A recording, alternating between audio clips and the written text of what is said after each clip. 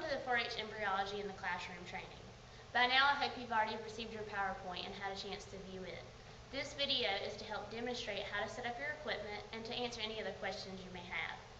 When you receive your equipment, the first thing you'll need to do is to fill your water tray up. When you fill the water up, make sure you fill the middle L up that's marked with an X. This can be done this way, or simply as you add water each day, you can pour it through the screen wire and it won't cause a problem.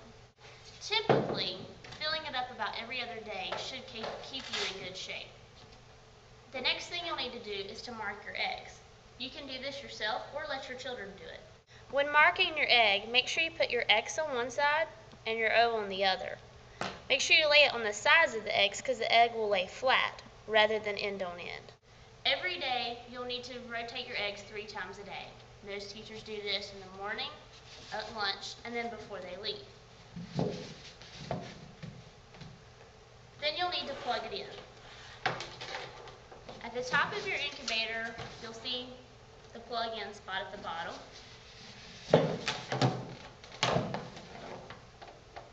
And then just attach it to your outlet. Once your chicks hatch, you'll need to leave them in your incubator until they're completely dry.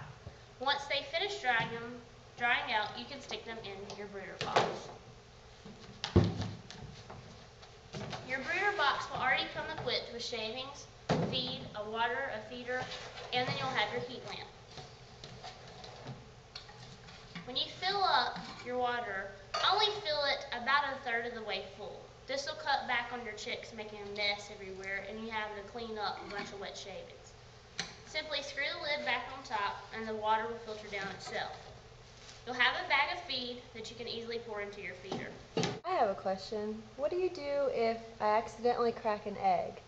If an egg is accidentally cracked, just go ahead and toss that egg out. It's not going to hatch and it's going to cause the rest of your incubator to smell. What do I do if a chicken seems deformed or injured? If you have a deformed chicken, chances are he's probably not going to make it. Some of the ones that have leg problems, that hold a leg to the side or sideways, they're probably going to be okay. If your chicken is prolapsed, where his insides are on the outside of his body, he's definitely going to not make it. So the best thing to do is either go ahead and put him down or find someone else that can dispose of him. What would I do if I come into my classroom in the morning and the incubator doesn't seem hot enough? Your incubator should already be preset. You should not have to change these settings. If there's an extreme issue with it, give me a call and let me know. But for the most part, your incubator is going to keep itself self-regulated, so you shouldn't have to adjust the settings.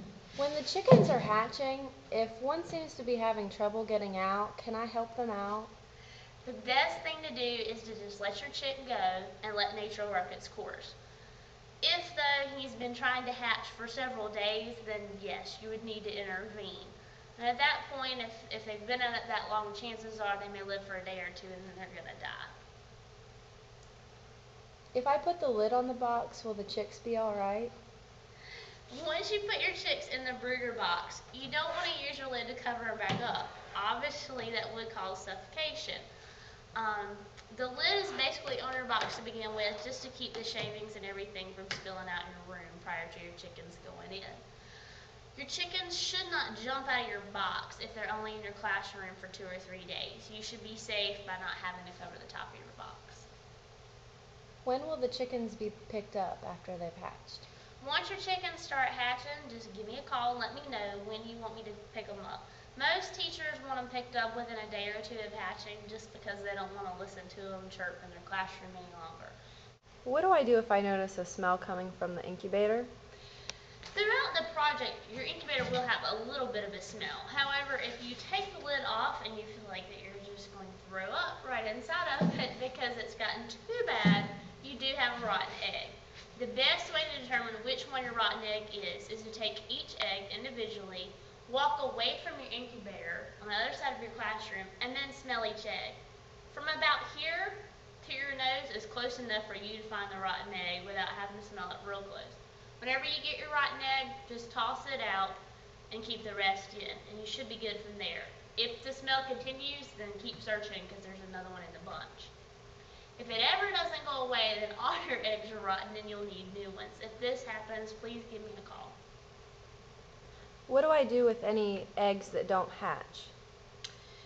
If your eggs don't hatch within a good day and a half of your eggs starting to hatch, then they're probably not going to hatch. Go ahead and throw those eggs out. When you get done and your eggs have finished hatching, you'll need to clean out your incubator. First, remove the lid. If it is dirty in the top, just wipe it down with a damp rag, but usually you don't have to worry about the top of your incubator. The best way to clean out your incubator is to take it outside and hose it off first with a garden hose. You can take out each individual piece from your screen to the plastic tray and to the bottom of your incubator. Hose it all out to get the first initial stuff. The rest of it can easily be taken to a sink and washed.